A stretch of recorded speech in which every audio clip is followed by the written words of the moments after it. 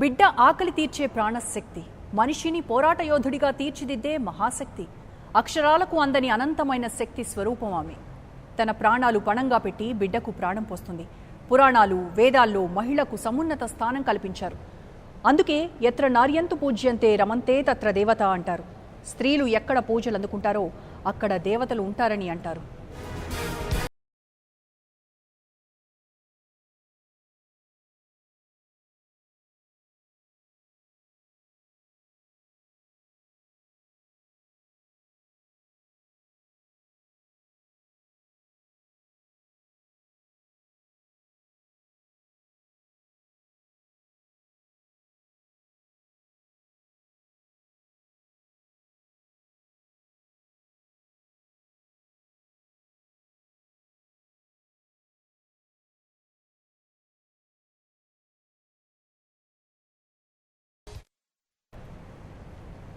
భారతదేశం లాంటి పుణ్యభూమిలో మహిళలకు అధిక ప్రాధాన్యం ఉంది. జనాభాలో దాదాపు సగం ఉన్న మహిళలు ఆర్థికంగా, సామాజికంగా సమాన హక్కులు, సాధికారత సాధించకుండా అభివృద్ధి అసాధ్యమన్న వాస్తవాన్ని ప్రపంచమంతా ఆమోదిస్తోంది. కుటుంబం, దేశం ప్రగతి పథంలో పురోగమించడంలో మహిళలే కీలకం. ప్రభుత్వాలు కూడా వారి అభివృద్ధి, సాధికారత కోసం ప్రత్యేక కార్యక్రమాలు చేపడుతున్నాయి. అనేక రంగాల్లో ఇప్పటికీ వివక్ష కొనసాగుతున్నప్పటికీ మహిళల రక్షణ, స్వావలంబన కోసం అనేక చట్టాలు చేశాయి.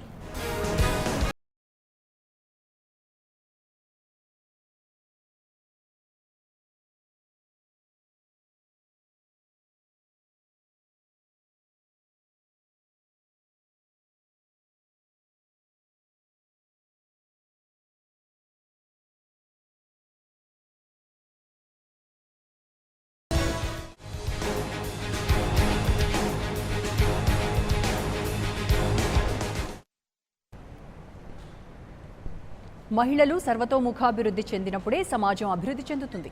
ఏ దేశంలో స్త్రీ ఆర్థిక, సామాజిక స్వావలంబన కలిగి ఉంటుందో ఆ దేశం అభివృద్ధి పథంలో పయనిస్తుంది. జనాభాలో 50% ఉన్న మహిళలు ఆ స్థాయిలో అవకాశాలను, అధికారాలను అందుకోవడం లేదు. ఇంకా అనేక రంగాల్లో మహిళలు సాధికారతను సాధించాల్సి ఉంది.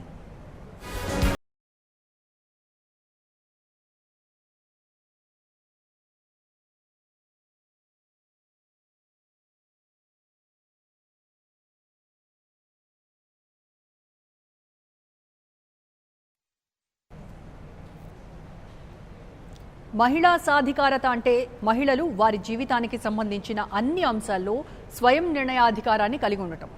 జనాభాలో సగభాగం ఉన్న మహిళలు అన్ని రంగాల్లో ప్రాతినిధ్యాన్ని కలిగి ఉండటం, నిర్ణయాలు తీసుకునే స్వేచ్ఛ, ఎంపిక చేసుకునే సామర్థ్యాన్ని కలిగి ఉండటం. మహిళలు ఆర్థిక స్వతంత్రాన్ని, రాజకీయ అధికారాన్ని కలిగి ఉండాలి.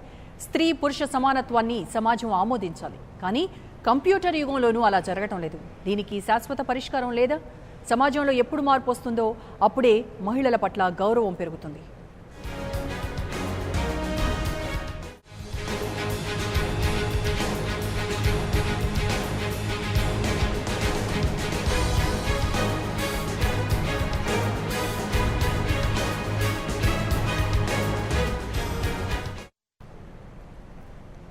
పురుషాధిక్య సమాజంలో పురుషులతో సమానంగా హక్కులు మహిళలు పొందుతున్నారా? కట్టుబాట్లు స్త్రీ స్వేచ్ఛను హరిస్తున్నాయా?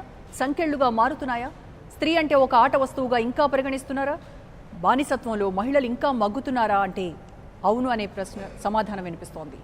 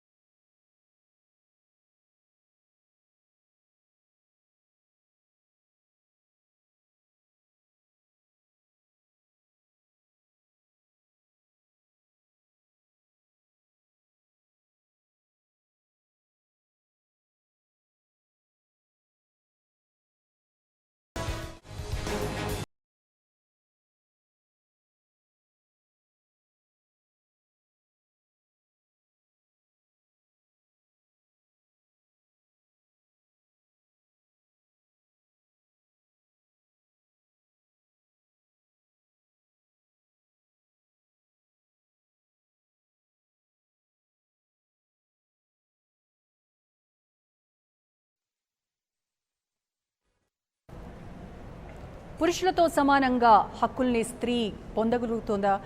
ఇంకా స్వేచ్ఛని పొందగలిగేటువంటి స్త్రీలు ఎంతమంది ఉన్నారు? కట్టుబాట్లతో స్త్రీ స్వేచ్ఛను హరిస్తున్నామా? రైట్, మహిళా సాధికారత అసలు ఎలా సాధ్యమవుతుంది మాట్లాడదాం. స్టూడియోలో ఉన్నారు కాట్రగడ్డ ప్రసన్న గారు, టీడీపీ మహిళా నేత. నమస్తే మేడం. ప్రసన్న గారు, ఇంటర్నేషనల్ హ్యాపీ విమెన్స్ డే జరుపుకున్నందుకు చాలా ఆనందంగా ఉన్నాము. కానీ నిజంగా అసలు మనం జరుపుకునేటువంటి స్థాయిలో ఉన్నామా? ఆనందంగా జరుపుకునేటువంటి స్థాయిలో ఉన్నామా అంటే? లేదమ్మా. కానీ కొందరి పోరాటంతో ఇంతవరకు కూడా ఇంటర్నేషనల్ ఉమెన్స్ డే అని ఏర్పాటు చేసుకోగలిగాం. కనీసం హిస్టారిక్ మంత్గా ఈ యొక్క నెలలో ఎవరెవరు ఏ ఏ రంగాల్లో ప్రగతిని సాధించగలిగారు, ఏ స్త్రీలు ఉన్నత స్థానానికి వెళ్ళారు అని స్ఫూర్తి కథల్ని మనం ప్రచారం చేసుకోగలుగుతున్నాం. కానీ పూర్తి స్థాయిలో ఆనందోత్సవాలతో చేసుకునేటువంటి సమయం ఇంక రాలేదమ్మా. ఈరోజు చెప్పాలంటే ముందుకు వెళ్తున్నాం, పురోగమనం చెందుతున్నామా భారతదేశంలో, మహిళా స్వాతంత్రంలో తిరోగమన దశలోకి మనం వెళ్తున్నామని ఒకసారిగా ఆలోచించుకోవాల్సి వచ్చింది. ఒకప్పుడు నిజంగా ఇంతకుముందు మీరు ప్రిఫేస్లో చెప్తూ ఉన్నారు, ఎత్ర నారీస్తు పూజితే అనుకుంటూ ఉన్నాం. స్త్రీని చాలా గౌరవంగా చూసాం. పురాణ కాలాల్లో కూడా స్త్రీ స్వాతంత్రానికి చాలా పెద్దపీట వేశాం. కళారంగం దగ్గర నుంచి, సాహిత్య రంగం దగ్గర నుంచి, పౌరాణిక రంగాల్లో కూడా మనం ఆలోచించుకుంటే ఆ రోజు ఒక ఉమెన్ హోమ్ మినిస్టర్ని, రక్షణ శాఖ మంత్రిని, ఆర్థిక శాఖ మంత్రిని, లక్ష్మీ పార్వతిని, విద్యారంగానికి సరస్వతిని, ఇలా గ్రామాలను రక్షించడం కోసం ఒక గ్రామ దేవతలని, ఇలా దేనికి చూసినా వ్యవసాయానికి మూలంగా భూమాతని, ఇలా ఎక్కడికక్కడ స్త్రీనే ప్రధాన పాత్రలో మన యుగ యుగాలుగా చెప్పుకుంటూ వచ్చాం. కానీ ఆ తర్వాత ఎప్పుడైతే మన సంస్కృతిలో నా స్త్రీ స్వాతంత్ర నరహతి అనుకున్నామో ఆ రోజు అర్థాలు మారినాయి. ఇక ముస్లిం దండయాత్రలు ఈ దేశం మీద ఎప్పుడైతే జరిగినాయో, చిన్నపిల్లలకే బాల్య వివాహాలు, వాళ్ళ దాడి నుంచి స్త్రీ ఒక సౌందర్యమైనటువంటి వస్తువు కూడా. స్త్రీలో ప్రకృతి ఎంత ఉందో, స్త్రీలో ఎంత ఔన్నత్యం ఉందో, అలాగే అందంలో కానీ, లాలిత్యంలో కానివ్వండి, భావాల్లో కానీ ఆమెలో ఒక సుకుమారత్వం కూడా ఉంది. కాబట్టి ఒక గాజు బొమ్మ లాంటిది కూడా స్త్రీ. అలాంటి సమయాల్లో భౌతికమైనటువంటి దాడులు స్త్రీల మీద జరుగుతున్నప్పుడు స్త్రీని ఇంటికే పరిమితం చేశారు, ఇంటికే పరిమితం చేశారు. అప్పుడే నా స్త్రీ స్వాతంత్ర నరహతి అనేటువంటి మన మాటలు మనకు వచ్చేసినాయి. కానీ ఆ తర్వాత పాత స్వాతంత్ర సంగ్రామం దగ్గర నుంచి కూడా ఆ రోజు సరోజినీ నాయుడు గారు కానివ్వండి, విజయలక్ష్మి పండిట్ కానివ్వండి, కమలా నెహ్రూ గారు కానివ్వండి, దుర్గాబాయి దేశ్ముఖ్ గారు కానీ, ఇక్కడ ఇలా చాలామంది దేశాన్ని స్వాతంత్రంలో మేము మగవాళ్ళకి ఎక్కడ కూడా తక్కువ కాదని. అలాగే మధ్యకాలంలోకి వచ్చేటికి రాణి రుద్రమ కానీ, మాంచాల గారు కానీ, నాయకురాలు నాగమ్మ కానీ, ఇలా వీళ్ళంతా కూడా ఎంత ఔన్నత్యాన్ని చాటుకొస్తే స్వాతంత్ర సంగ్రామంలో మహిళలు, గాంధీజీ మహిళలకు స్వాతంత్రం కావాలి, మహిళల్లో కూడా శక్తి ఉంది, సంపద ఉంది, వాళ్ళలో ఔన్నత్యం ఉంది, వాళ్ళు ఆలోచించగల పరిజ్ఞానం ఉంది అని చెప్పి ఆయన స్త్రీలను ప్రతి ఉద్యమానికి కూడా ముందు పెట్టి నడిపించారు. మనకు ఒక ఇన్స్టెన్స్ తెలుసమ్మా. ఆ రోజు అలహాబాద్లో మత కల్లోలాలు జరిగితే ఎవరిని పంపించాలని మాలవీయ వీళ్ళంతా మాట్లాడుకుంటే ఒక సరోజినీ నాయుడు గారు మాత్రం అక్కడికి వెళ్ళి మత కల్లోలాన్ని అంచగలిగిద్దంటే ఒక స్త్రీయా ఎలా వెళ్ళగలిగిద్దంటే గాంధీజీ చెప్తారు, స్త్రీలో ఉన్నటువంటి నిర్ణయాధికారం కానీ, స్త్రీలో ఉన్నటువంటి శక్తి కానీ, స్త్రీలో ఆలోచించే శక్తి కానీ ఎవరు లేదంటారు. అలాగే శరత్ దగ్గర నుంచి చలం సాహిత్యం వరకు చూసుకున్నా కూడా మాకు ఒక మెదడు ఉంది, మాకు ఆలోచించే శక్తి ఉంది, మాకు పరిజ్ఞానం ఉంది, మా శరీరాన్ని చూడొద్దు, మా మనసును చూడండి, మా జ్ఞానాన్ని చూడండి, మా శక్తియుక్తిని చూడండి అని నవీన స్త్రీ మాట్లాడినటువంటి సంఘటనలు ఈ సాహిత్యాల్లో కూడా మనం చూస్తాం. అయితే ప్రసన్న గారు, మీరు స్త్రీ స్వేచ్ఛకు ఇచ్చేటువంటి నిర్వచనం ఏంటి నేటి సమాజంలో చూస్తూ? స్త్రీ స్వేచ్ఛ అంటే ఫెమినిజం కాదమ్మా. ఒక మగవాడికి ఏదైతే ఉందో, మగవాడు ఏదైతే సాధించాడో అది మనం సాధించాలని అనుకోవటం కాదు. కుటుంబ వ్యవస్థని కాపాడుకుంటూ తానుకు తానుగా ఆర్థిక సాధికారతలోకి, సామాజిక సాధికారతలోకి, తనకు తానుగా స్వేచ్ఛగా నడి బజారులో కూడా అర్ధరాత్రి వెళ్ళగలిగిన ధైర్యాన్ని ప్రదర్శించగలటం, తన కుటుంబ వ్యవహారాల్లో ఒక అంతకుముందు కార్యదర్శి మంత్రిగా ఎలా ప్రకటించారో అలాగే మంత్రిగా కూడా సలహాలను ఇస్తూ దేశాన్ని, కుటుంబాన్ని నడిపించగలిగిన అధికారం వచ్చినప్పుడు తన నిర్ణయాలకి ఒక మగవాడి అండ లేకుండా మగవాడి సహకారం ఉండాలి. ప్రతి స్త్రీ వెనుక పురుషుడు ఉంటాడు, ప్రతి పురుషుడు వెనుక స్త్రీ ఉంటారు. ఇద్దరు పరస్పరం గౌరవించుకుంటూ తన వ్యక్తిగత విలువల్లో ఇతరులకు సంబంధించినటువంటి అధికారం లేకుండాటమే స్త్రీ స్వేచ్ఛ, స్త్రీ అధికారం అని నేను అనుకుంటాను. Okay, right. అయితే ఎక్కడ స్త్రీలు పూజించబడతారో అక్కడ దేవతలు నడియాడుతూ ఉంటారు అంటారు. అసలు ఇప్పుడున్నటువంటి పరిస్థితుల్లో కొంతమంది స్త్రీలని మాట్లాడుతున్నప్పుడు మనం వాళ్ళతో మాట్లాడి వాళ్ళ పరిస్థితులు ఇవన్నీ మనం మాట్లాడుతూ ఉంటే వాళ్ళు చెప్పేది ఏంటంటే, కనీసము పూజించడం పక్కన పెట్టండి మహాప్రభు, మమ్మల్ని మనుషులుగా గుర్తించండి అని అంటున్నారు. అవునమ్మా, మనం చూస్తుంటాం మన ఇళ్లలో కూడా మనమే డబ్బు పెట్టి ఉద్యోగాలు చేసి మనం సామాన్ కొనుక్కొస్తే మనమే దాని మీద మన పేరు వేయించుకోం, మన భర్త పేరు వేయించుకుంటూ ఉంటాం. అలాంటి సంఘటనలు మనం చూస్తూ ఉన్నాం. ఆఖరికి వరకట్నాల దగ్గర నుంచి ఏది చూసుకున్నా కూడా కొన్ని సమయాల్లో స్త్రీ తన స్వాతంత్రం అనుకుంటూను తను కూడా సంఘానికి విద్రోహంగా కూడా పనిచేసిన సంఘటనలు చూస్తుంటాం. వరకట్నం అడిగేది కూడా స్త్రీయేనమ్మా. తర్వాత సామాజిక రుగ్మతల్లో ఒక కోడల్ని సక్రమంగా చూడకుండా ఉండేది కూడా స్త్రీయే. పరాయి పురుషుడి జీవితంలో ప్రవేశించగలిగి ఇంకో స్త్రీకి అన్యాయం చేయగలిగింది స్త్రీయే. ఇలాంటి మంచి ఉంది, చెడు ఉంది. స్త్రీలో ప్రకృతి ఉందమ్మా. స్త్రీ కనుక సృష్టికి ప్రతి సృష్టి చేయగలుగుతుంది. అలా చేయగలిగే శక్తి ఉన్నటువంటిది సహనంతో, మాతృత్వంతో, ధైర్యంతో, తనకున్నటువంటి విచక్షణాధికారంతో, ఒక ఔన్నత్యంతో కుటుంబాన్ని ఉన్నతంగా తీర్చిదిద్దగల స్త్రీ తాను సక్రమమైన పంథాలో వెళ్ళగలిగిన పరిస్థితులు ఈరోజు సమాజం ఇవ్వటం లేదమ్మా. ఈరోజు మనం చూస్తూనే ఉన్నాం. మన కోటవేటి తోటలో మనకి ఇక్కడ సైబరాబాద్ ఉంది. ఎంతమంది అమ్మాయిలు సాఫ్ట్వేర్ ఇంజనీర్లుగా పనిచేస్తూ కూడా ఎంతమంది పైనుంచి దూకి కూడా ఆత్మహత్యలు చేసుకున్నాం. మనస్థైర్యం లేకపోతే వారికి ధైర్యం లేకపోతేనా, లేకపోతే చావు అంటే భయం వాళ్ళకి లేకపోవడం కాదమ్మా. ఆ భర్తలు పెట్టేటువంటి హింసలు భరించలేక లేటుగా ఇంటికి వెళ్ళేప్పుడు అక్కడ వచ్చిన అరాచకాలు కానివ్వండి, వాళ్ళు పెట్టేటువంటి వైవిధ్యమైనటువంటి వైరుధ్యాలు కానివ్వండి, వీటి మధ్య నలిగిపోతూ అటు బిడ్డలకి న్యాయం చేయలేక, అటు భర్తకి న్యాయం చేయలేక, భర్త పెట్టేటువంటి ఆరోళ్ళు భరించలేక, మగవాడిగా నా హక్కు, నేను ఎన్ని గంటలకైనా ఇంటికి వస్తాను, నువ్వేంటి, నువ్వు ఇంట్లో ఉన్నప్పుడు నా తమ్ముళ్ళకి నువ్వు ఎందుకు వంట చేసి పెట్టవు, నా తల్లిని నువ్వు ఎందుకు చూడలేవు, అంతేకాదు నువ్వు ఉద్యోగం చేస్తున్నాను, చదువుకుంటున్నానని అహంకారాన్ని ప్రశ్నించేటువంటి ప్రశ్నల మధ్యలో కొంతమంది అమాయకమైనటువంటి ఆడపిల్లలు తమకు తాము ఆలోచించుకోలేక ఈ జీవితం వద్దనుకునేటువంటి సంఘటనలు చూస్తున్నాం. నిన్నగా పెద్ద పెద్ద చదువులు చదువుతారు, పెద్ద పెద్ద జాబ్స్ చేస్తారు, సంపాదిస్తారు, ఆర్థిక స్వాతంత్రం ఉంది, కానీ ఇమోషనల్ గా వచ్చేసరికి వాళ్ళు స్ట్రాంగ్ గా ఉండలేకపోతున్నారు. పుట్టిన పరిసరాలు కావచ్చమ్మా, పెరిగిన వాతావరణం కావచ్చు, అంతేకాకుండా నలిగిపోవటం కూడా. నిజంగా చెప్పాలంటే నేనైనా మీరైనా ఎక్కడే వృత్తిలో ఉన్నప్పుడు మన పక్క వాళ్ళు ఏదైనా అంటున్నప్పుడు మనం మానసికంగా కొంచెం అలసిపోతాం. అది సౌకుమార్యంతో కూడా కావచ్చు, తర్వాత తట్టుకోలేని శక్తి కూడా కావచ్చమ్మా.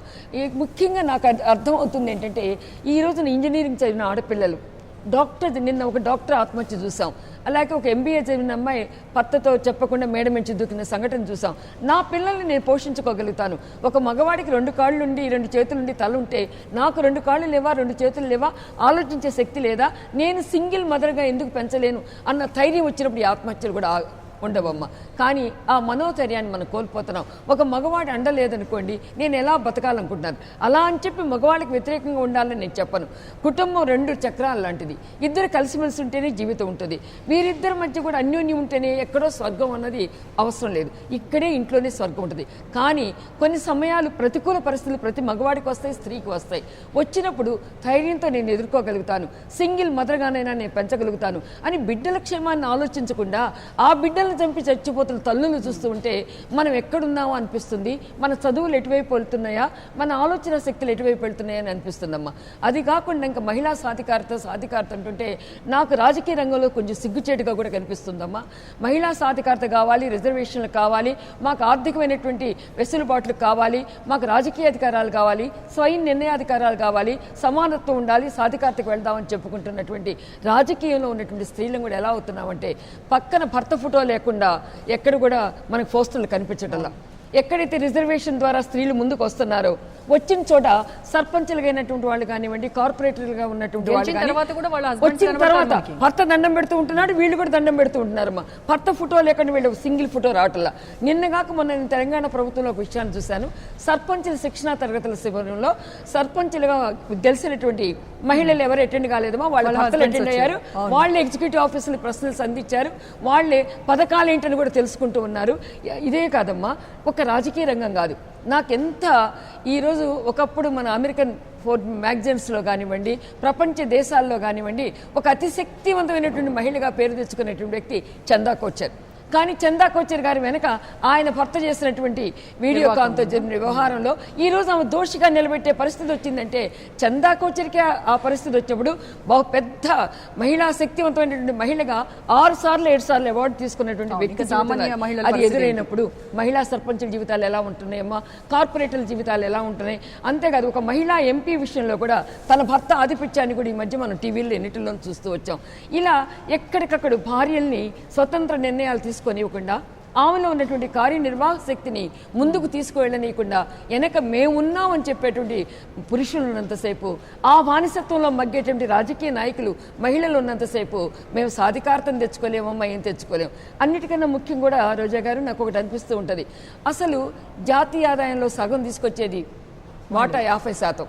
ఈ 50% ఉన్నటువంటి జాతీయ ఆదాయం మనకి ఎందుకు ముందుకు వెళ్ళలేకపోతుందంటే మహిళా ఆదాయం యాడ్ కావట్లేదు. ఎంతసేపు ఉన్నా కూడా మహిళలుగా మన కుటుంబ జీవితానికే పరిమితం అవుతున్నాం. ఈరోజు బాగా టెక్నాలజీ వచ్చేసింది. మనం అంట్లు తోముకోవాలన్నా వంట చేయాలన్నా కూడా ఎక్కువ టైం పట్టదు, 1 అవర్లో ఫినిష్ చేసుకోగలుగుతాం. ఆ మిగతా టయాన్ని కూడా మనం పారిశ్రామిక రంగంలో కానీ, సేవా రంగంలో కానివ్వండి, ఉత్పాదక రంగంలో కానీ మహిళలు తీసుకురాగలుగుతారు. కొరియా లాగా కానివ్వండి, ఇంకా ఒక చైనా లాగా కానివ్వండి, ఒక జపాన్ లాగా కానీ భారతదేశంలో ఉన్నటువంటి ప్రతి స్త్రీ కూడా సాధికారిత వైపు, ఉత్పాదకత సాధికారిత వైపు, ఆర్థిక సాధికారిత వైపు లెక్క వేయగలిగిన రోజు భారతదేశం అభివృద్ధి చెందుతున్న దేశం నుంచి టేక్ ఆఫ్ స్టేజ్కి బాగా అభివృద్ధి చెందడానికి వీలుంటుందమ్మా. అంతేకాకుండా ఈ రోజుకి కూడా మొన్న నేను ఇక్కడ ఒక చిన్న ప్రైమరీ హెల్త్ సెంటర్కి వెళ్ళడం జరిగిందమ్మా. అక్కడ ఆడపిల్ల పుట్టిందని చెప్పి ఆ భార్య పక్కలో ఉన్న ఆడపిల్లని తీసుకొని నారావారిపల్లిలో తీసుకొని వెళ్ళి అమ్ముతుంటే భార్య ఏమి చేయలేని అసహాయ స్థితి. ఇంకా తండాల్లో ఆడపిల్లల విక్రయాలు జరుగుతున్నప్పుడు, ఇంకా కూడా ఆడపిల్ల పుడుతుందంటే పురిటిలోనే చంపేస్తూ ఉన్నప్పుడు వీటిని గురించి ప్రభుత్వం ఎందుకు దృష్టి సారించలేదు? ఇక పురిటికి వెళ్తుంటే కూడా నడి రోడ్డు మీద మనకి అవన్నీ కూడా కాన్పులు జరుగుతున్నటువంటి సమయం ఉన్నప్పుడు అసలు ఏ అధికారులైనా, ఏ ప్రభుత్వ యంత్రాంగాలైనా ఆడవాళ్ళని తక్కువగానే చూస్తున్నాయి. సమాన వేతనాన్ని ఇప్పించలేనటువంటి వ్యవస్థ ఇంకా భారతదేశంలో ఉంది. మగవాడికి ఒక తెలివి ఉందా, ఆడదానికి ఒక తెలివి ఉందా? ఇద్దరు సమానమే, సమాన వేతనం ఉండదు. కానీ ఇద్దరి మధ్య సమానమైనటువంటి వేతన స్థాయిని ఇంతవరకు నిర్ణయించుకోలేనటువంటి ప్రభుత్వాలు ఉన్నప్పుడు మహిళా స్థాయి ఎప్పుడు ముందుకు వెళ్ళగలుగుతుంది? అంతేకాకుండా మహిళే శత్రువుగా ఉంటున్నామమ్మా.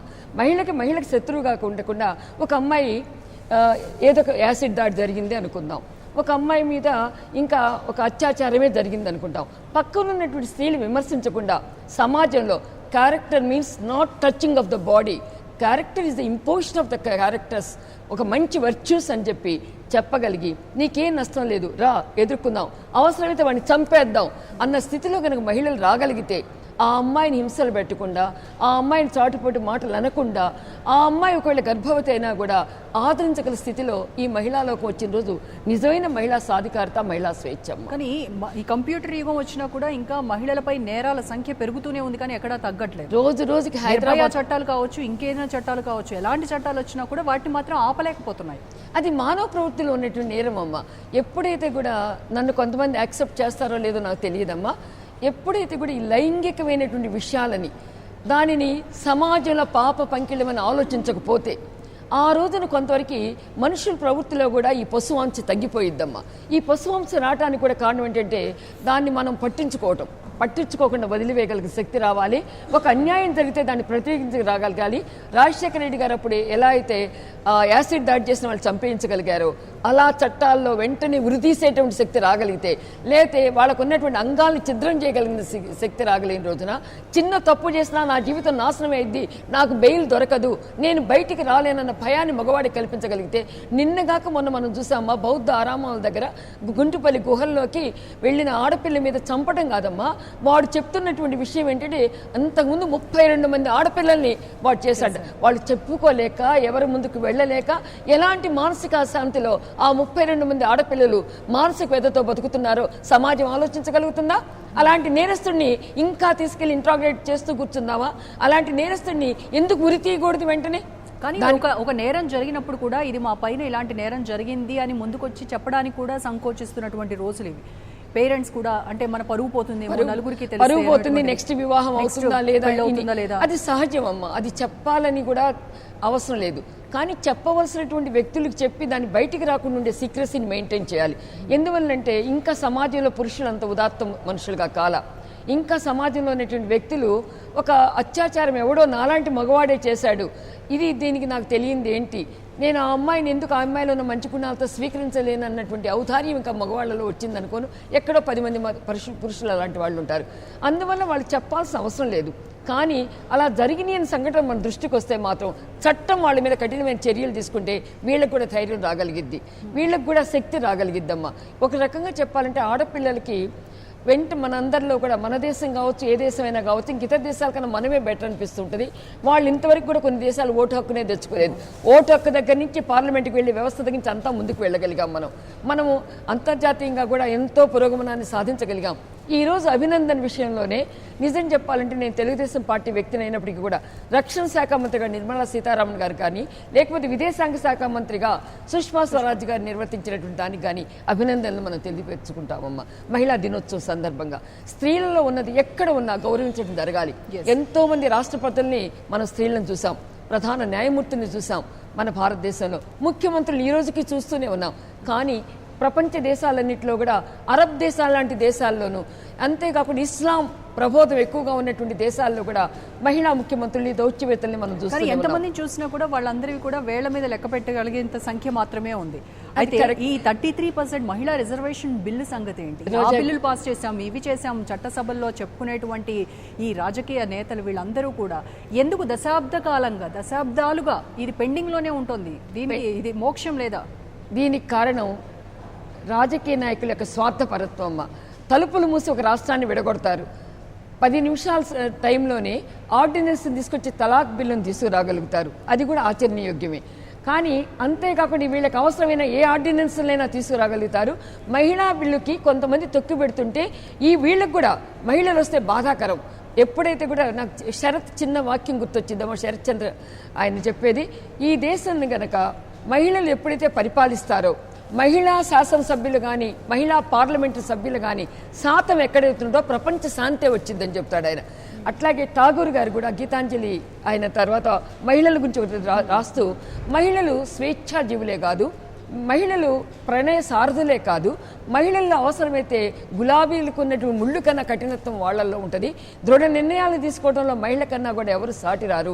కాబట్టి దేశాధ్యక్షులు కానీ, దేశాధినేతలు కానీ వీళ్ళు కావాలని చెప్పినటువంటి చరిత్ర మనది.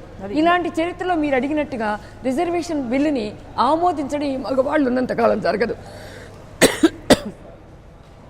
ఒక మహిళా ప్రధానమంత్రి, ఒక మహిళా స్పీకర్, ఒక మహిళా రాష్ట్రపతి, ఈ ముగ్గురు వచ్చినప్పుడు మాత్రమే జరిగింది. అలాంటి స్థితికి మనం మీరు అన్నట్టుగా మహానుభావులు కోట్స్ మీరు ఇప్పుడు రీకోట్ చేశారు. నిజంగా అవి వినడానికి ఎంత అందంగా ఉన్నాయి, ఎంత అద్భుతంగా అనిపిస్తున్నాయి చూస్తూ ఉంటే. అది నిజంగా జరిగితే ఇంకెంత అద్భుతంగా ఉంటుందో అని అనిపిస్తుంది. అలాంటి రోజు త్వరగా రావాలి అని కోరుకుందాం. Thank you so much Prasanna గారు. థ్యాంక్ యూ అండి. ఇది వాళ్ళ స్పెషల్ డిస్కషన్. నమస్తే.